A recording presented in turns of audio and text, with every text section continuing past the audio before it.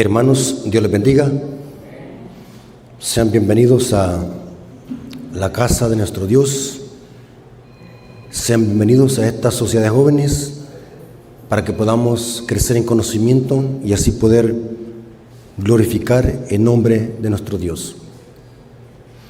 Hermanos, queremos orar para que el Espíritu Santo nos guíe al entendimiento de la palabra de nuestro Dios y podamos comprender este importante tema.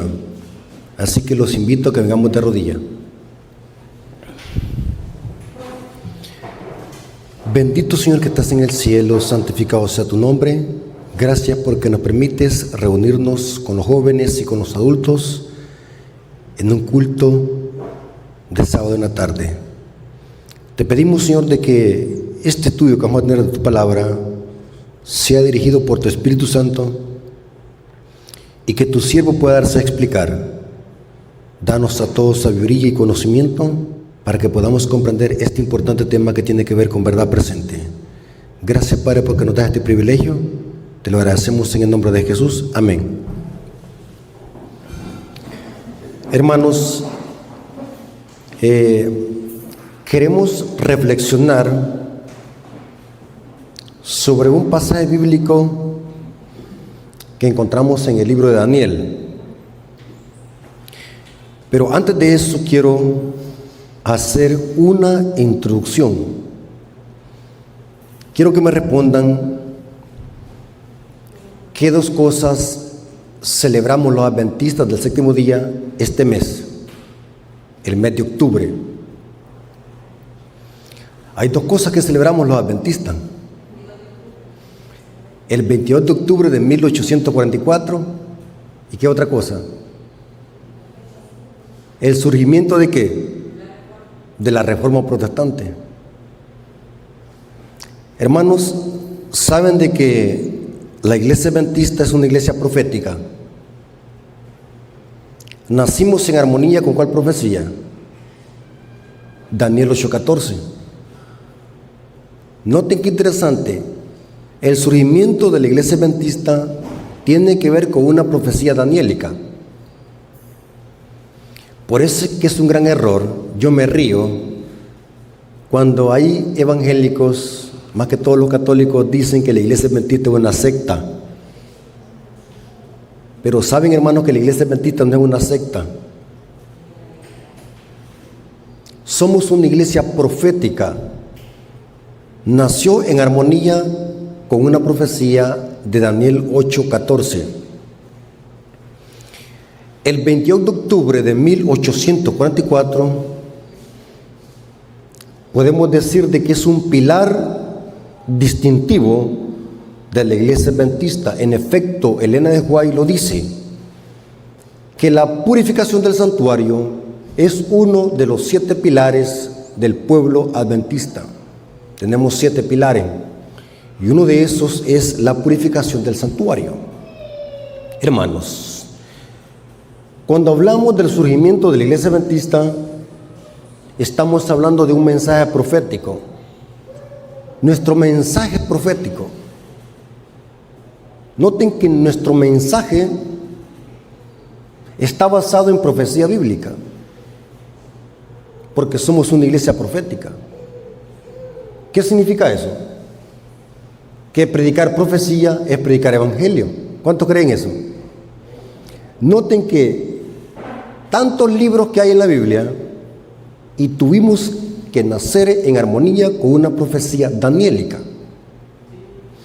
Hasta 2300 tardes y mañanas el santuario será purificado. Pero también en este mes se celebra el surgimiento de la Reforma Protestante. 31 de octubre de 1517 surgió la Reforma Protestante. ¿Saben qué es lo que dio inicio a la Reforma Protestante? ¿Saben qué es lo que dio inicio? Hermanos, hay un libro que se llama El conflicto de los siglos. Yo por eso siempre he dicho que el libro que más amo después de la Biblia es el libro Conflicto de los Siglos. Para mí, no sé si para usted. Pero el libro que yo recomiendo leer después de la Biblia es el libro de Elena de White, El conflicto de los siglos. Saben que me he impactado que los sacerdotes católicos conocen más ese libro que muchos adventistas. Lo leen. ¿Saben quién es Elena de White? En el conflicto de los siglos está todo esto, hermanos. Lo que pasó el 28 de octubre de 1844 y el surgimiento de la Reforma Protestante. ¿Casualidad que en este mes se cumple? No. ¿Sabe, hermanos, que haciendo un estudio profundo de los paralelos proféticos de Dios, el movimiento milerita se levantó en armonía con la Reforma Protestante? ¿A quién usó Dios en el movimiento milerita para presentar los mensajes de 1843 y 1844? ¿A quién usó? A un granjero llamado ¿quién? Guillermo Miller, un granjero bautista. ¿A quién usó Dios para que iniciara la Reforma Protestante a finales del siglo XVI y a principios del siglo XVII? ¿A quién usó? A un hombre, a un monje católico llamado ¿cómo? Martín Lutero. Leamos, hermanos, el libro Conflicto de los Siglos.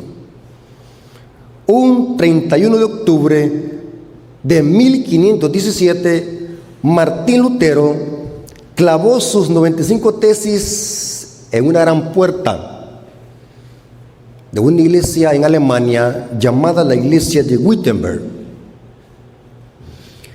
Estaba viendo en internet que esa puerta todavía existe. Es una gran puerta de madera y Martín Lutero ahí clavó sus 95 tesis. Ahora, la pregunta es, ¿por qué Martín Lutero tuvo que clavar sus 95 tesis en una puerta de una iglesia católica? ¿Y por qué lo tuvo que hacer un 31 de octubre, donde también el mundo celebra ¿qué? ¿El día de qué? De Halloween.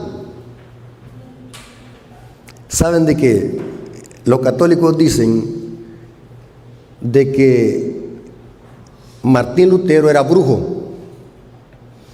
Por eso es que el 31 de octubre dicen ellos dicen así los católicos, que los protestantes celebran el día de la Reforma Protestante porque se celebra también Halloween. Ahora, la pregunta es,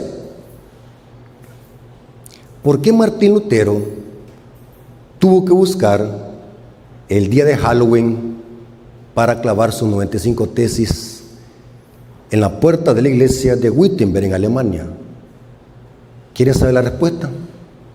Yo, como soy curioso, me puse a investigar por qué razón Martín Lutero tuvo que buscar una fecha del Día de las Brujas para clavar sus 95 tesis en una iglesia católica. Y la información que descubrí, hermanos, es muy interesante, hermanos. Estaba investigando que Martín Lutero era un músico y un teólogo, o sea, era una persona que tenía queso. ¿Sí? Dice la historia de que Martín Lutero sabía perfectamente bien de que un 31 de octubre mucha gente de toda Alemania iba a llegar a esa iglesia a comprar reliquias y las famosas indulgencias.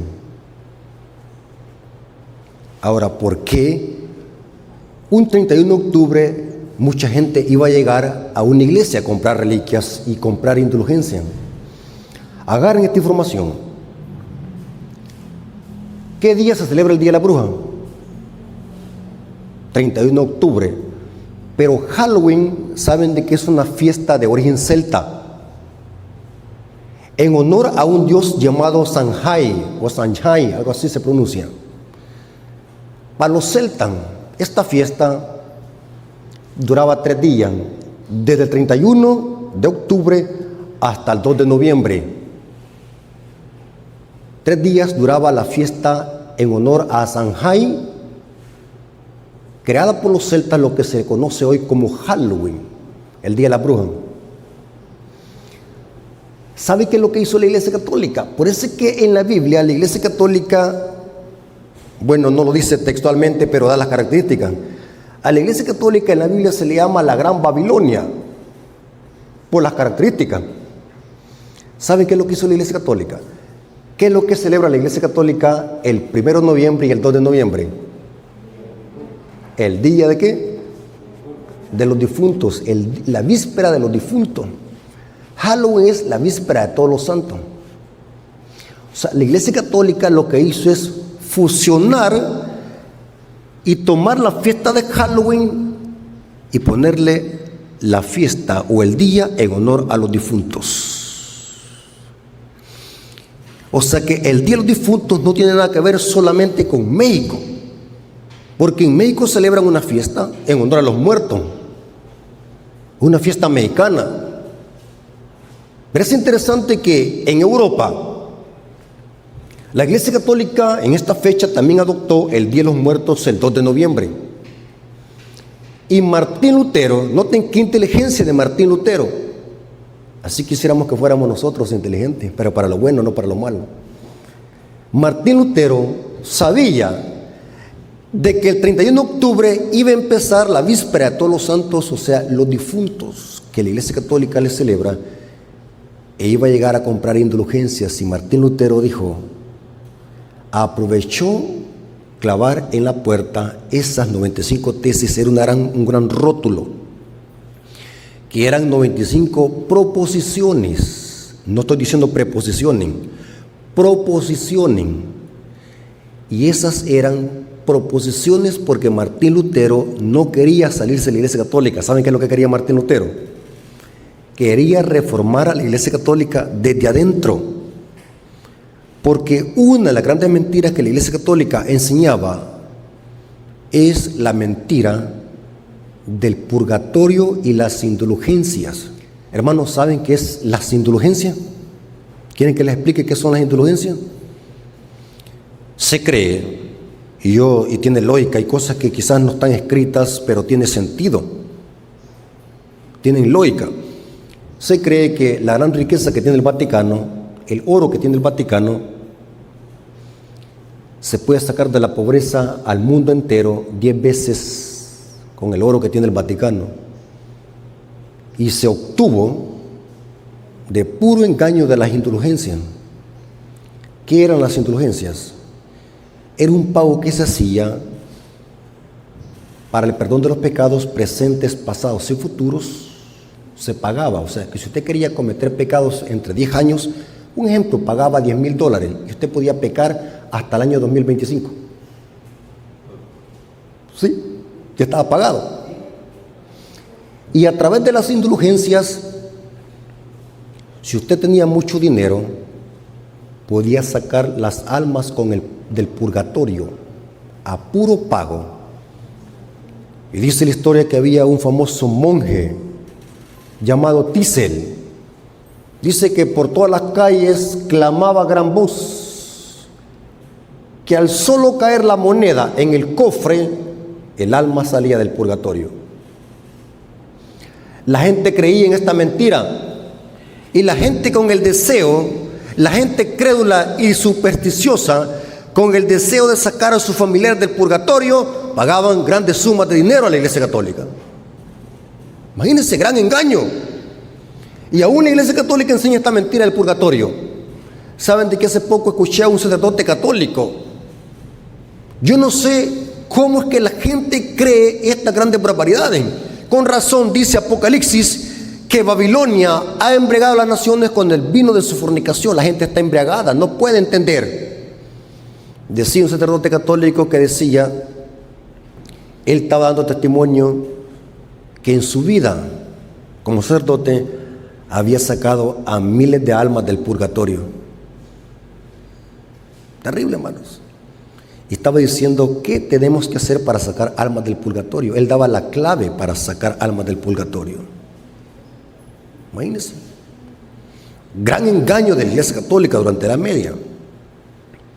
No es extraño que Daniel diga en Daniel 8, versículos 11 al 13, hablando del cuerno pequeño en sus dos fases, tanto Roma imperial como Roma papal. Daniel 8, versículos 11 al 13 dice: y aún se engrandeció contra el príncipe de los ejércitos. ¿Quién es este? Cristo. Este poder se engrandeció contra el príncipe de los ejércitos, y por el cual fue quitado el continuo sacrificio. En el hebreo solamente dice continuo, no dice sacrificio. Y el lugar de su santuario fue echado por tierra, y a causa de la prevaricación le fue entregado el ejército junto con el continuo sacrificio, y echó por tierra ¿qué? La verdad, e hizo cuanto quiso y prosperó. Noten que esto es lo que hizo el Papa durante la Edad Media: prosperó, engañó a mucha gente. Este sistema persiguió al pueblo de Dios, se levantó contra Cristo. ¿En qué sentido? Al establecer un falso sistema de sacerdocio terrenal. Por eso sí que yo siempre he dicho que el sacerdocio católico romano es un ataque frontal al ministerio sacerdotal de Cristo que está oficiando en el santuario celestial. Según la Biblia, ¿quién es nuestro sumo sacerdote? Cristo. Pero ¿qué es lo que decía la Iglesia Católica? Que antes de llegar a Cristo, para que Cristo perdone nuestros pecados, ¿dónde tenemos que confesar nuestros pecados primero? Al sacerdote. Este sistema echó por tierra la verdad e hizo cuanto quiso y prosperó. Entonces oí un santo que hablaba, y otro de los santos preguntó a aquel que hablaba: ¿hasta cuándo durará la visión del continuo sacrificio y la prevaricación asoladora, entregando el santuario y el ejército para ser pisoteado? Hay una pregunta y se responde en el versículo 14: hasta 2300 tardes y mañana el santuario será purificado. Hermanos, cuando la Iglesia Católica celebra el Día de los Muertos, simplemente es la misma fiesta Halloween, pero disfrazada. El Día de los Muertos, el Día de los Difuntos. Por eso, hermanos, yo siempre le he dicho, y algunas veces por ser muy directo y tajante cae mal uno, pero es mejor caer mal con los hombres y no con Dios. ¿Han visto ustedes, hermanos, que aún van a coronar a sus muertos el 2 de noviembre? ¿Cómo le podemos llamar a un hermano que todavía anda en eso? Que no le ha, ¿qué? No le ha amanecido.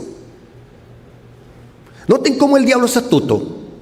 A través de la Iglesia Católica dijo: esto del Día de las Brujas se oye muy espeluznante, pongámosle otro nombre, pongámosle el Día de los Muertos. Noten qué astuto, La fiesta de Halloween se fusionó con el Día de los Muertos. Y Martín Lutero sabía que esa iglesia de Wittenberg en Alemania era una iglesia muy famosa, donde mucha gente iba a llegar a comprar las indulgencias y reliquias.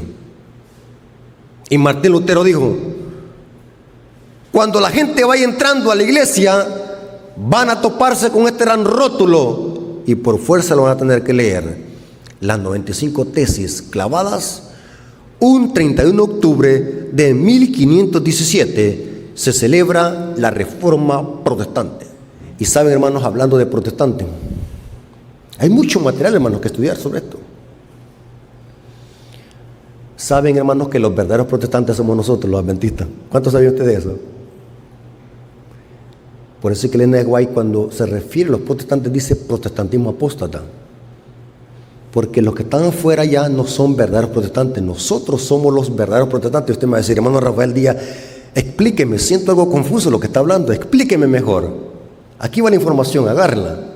¿La van a agarrar? ¿Sí? Así como son buenos para agarrar los chismes, también sean buenos para agarrar la información. ¿Ah? Oigan bien, hermano.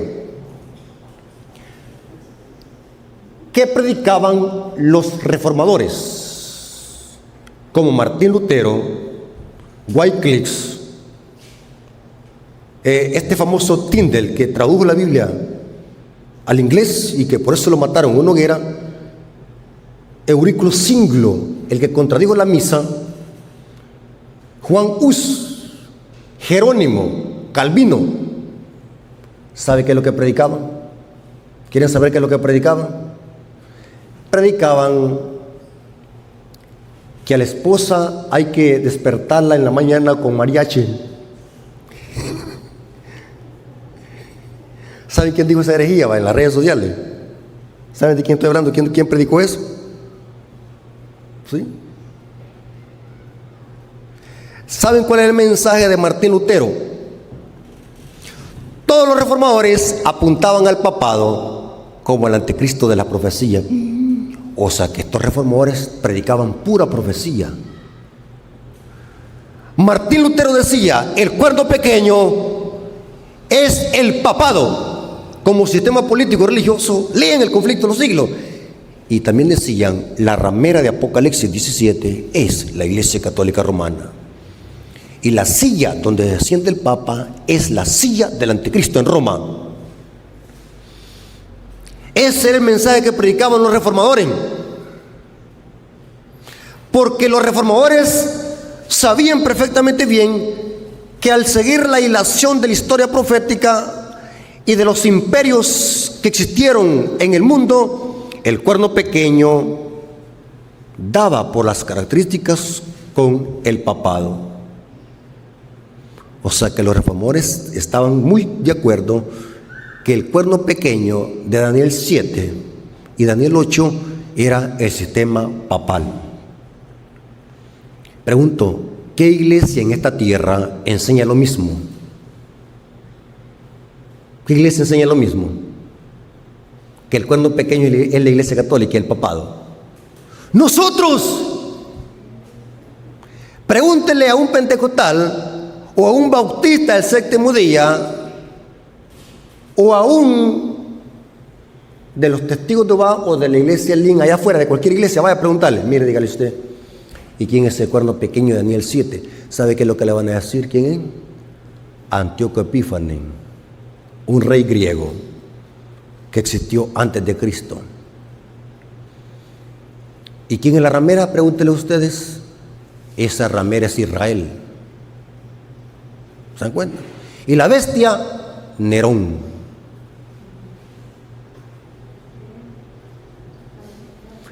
O sea que las iglesias protestantes que existen hoy en día se alejaron de la reforma al adoptar un método de interpretación profética errónea.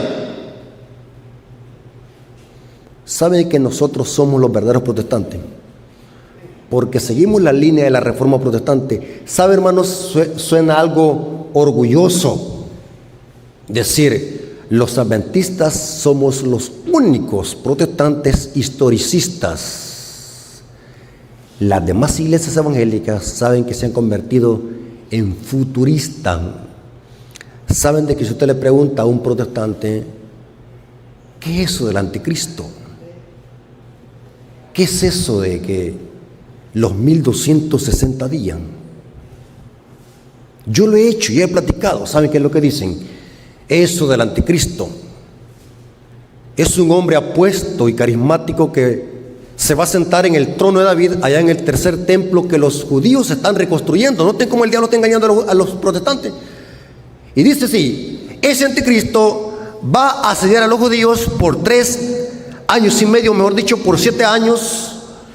Y antes de esos 7 años, la iglesia va a ser raptada para no sufrir la tribulación del anticristo. O sea que los protestantes se alejaron por completo de la reforma. Yo siempre he dicho que si los reformadores estuvieran vivos, se murieran de un gran infarto al ver cómo las iglesias protestantes se alejaron por completo de la reforma. Si en verdad nosotros quisiéramos llamarnos protestantes, somos los verdaderos protestantes, porque nosotros seguimos la reforma, somos historicistas como los reformadores y también somos un pueblo que exalta las profecías bíblicas como lo hacían los reformadores. Quiero leerles una cita que está en el libro Historia de la Redención, página 370, párrafo 2. Esta cita es impresionante, hermanos. Historia de la Redención, página 370, párrafo 2. Noten cómo Elena de White dice: Lutero y sus colaboradores llevaron a cabo una noble tarea en favor de Dios. Pero como salieron de la Iglesia Católica, como habían creído ellos mismos sus doctrinas y las habían defendido, no se podía esperar que descubrieran de un golpe todos sus errores. Su obra consistió en quebrantar las cadenas de Roma y dar la Biblia al mundo. En otras palabras, gracias a quién tenemos una Biblia en la mano. Dígame, ¿gracias a quién? A Martín Lutero. Y saben, hermanos, que en una entrevista, en una catequesis, el Papa Francisco lo confesó, que el mundo conoció la Biblia no por la Iglesia Católica, sino por Martín Lutero. Y lo corrobora Elena de White. Pareciera como que el Papa Francisco lee los libros de Elena de White. Y dice: su obra consistió en quebrantar las cadenas de Roma y dar la Biblia al mundo. Pero habían importantes verdades que no descubrieron. ¿Cómo, hermanos? O sea que Martín Lutero no descubrió muchas verdades. ¿Cuáles verdades no descubrió? Y graves errores a los que no renunciaron. La mayor parte de ellos, o sea, de los reformadores, continuaron guardando el domingo junto con otras festividades católicas. Es verdad que consideraron que su observancia no se basa en autoridad divina alguna, pero creyeron que había que guardarse por ser un día de culto generalmente aceptado. Hubo algunos de ellos, o sea, los reformadores, sin embargo, que honraron el sábado del cuarto mandamiento. Entre los reformadores de la iglesia debe darse un lugar de honor a los que levantaron para vindicar una verdad generalmente ignorada, incluso por los protestantes. Es a saber, los que sostuvieron la validez del cuarto mandamiento y la obligación de guardar el sábado de la Biblia. Cuando la Reforma rechazó las tinieblas que habían reposado sobre la cristiandad, aparecieron en muchos lugares los observadores del sábado. ¿Saben, hermanos, quién fue el primero que descubrió el sábado en el movimiento milerita de los pioneros? ¿Saben quién fue? Porque recordemos, hermanos, que más de 1260 años el papado echó por tierra la verdad. Vimos en Daniel. La Reforma lo que hizo es rescatar muchas verdades, no todas. Pero más adelante se levanta el movimiento milerita en la década de 1843 y 1844. Rescató verdades.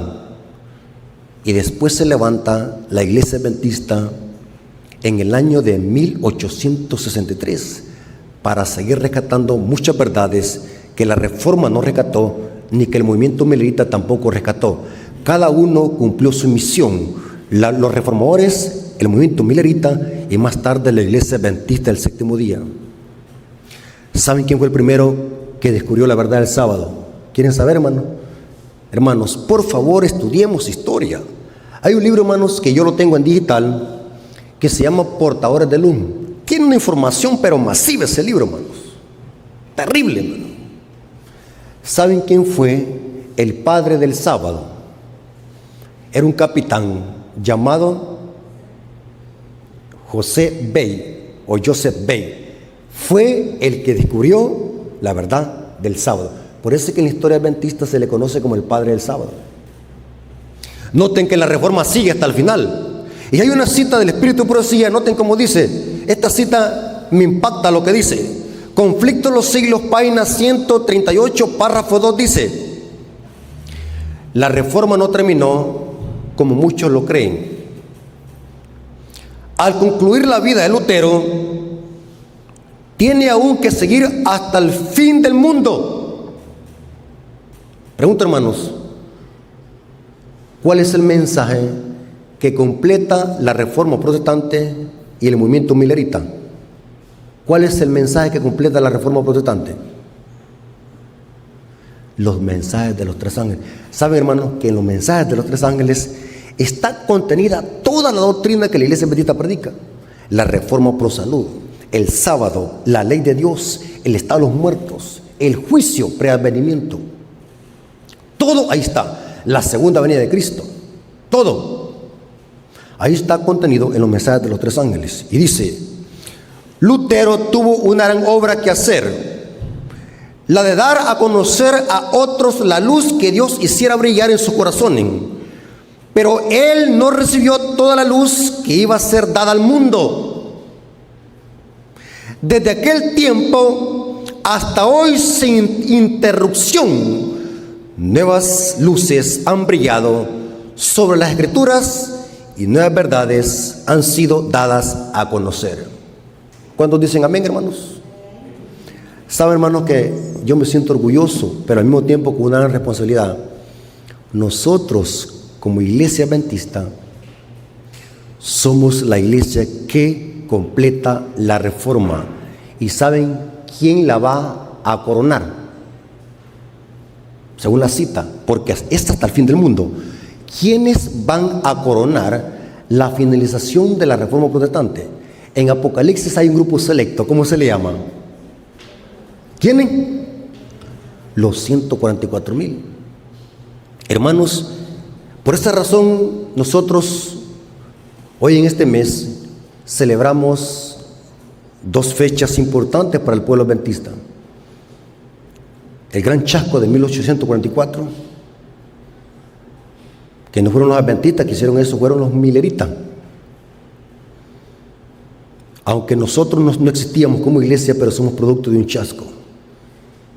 Pero saben que todo eso estaba profetizado, que iba a haber un chasco. En otro tiempo, hermanos, vamos a hablar de los chascos del santuario. En el santuario hay chasco. Saben, hermanos, que el chasco de 1844 está profetizado en Apocalipsis 10. Dios tenía un propósito. Y gracias a esa equivocación, en el evento, no en la fecha profética, se volvió a reestudiar las profecías de Daniel y Apocalipsis y se descubrió por nuestros pioneros de que Cristo, el 28 de octubre de 1844, no era que venía a la tierra, sino que iba ¿hasta dónde? Hasta el anciano Elías. ¿A qué? A iniciar el juicio preadvenimiento. Así que Dios, a través de la iglesia, lo anuncia en esta tierra, a través de los mensajes de los tres ángeles, la hora del juicio que ha llegado. Hermanos, Dios les bendiga. Espero que hayan comprendido esta información que tiene que ver con historia. Y otra vez que alguien nos diga que nosotros celebramos el Día de las Brujas por celebrar el 31 de octubre, el Día de la Reforma, dígale usted por qué nosotros celebramos ese día. Porque Martín Lutero escogió un día pagano porque la Iglesia Católica en ese día iba a vender muchas indulgencias. Y Martín Lutero aprovechó esa fecha para que la gente pudiese leer ese gran rótulo clavado en esa gran puerta de la iglesia de Wittenberg en Alemania. Dios les bendiga, hermanos, y que la honra y la gloria sea para nuestro Dios.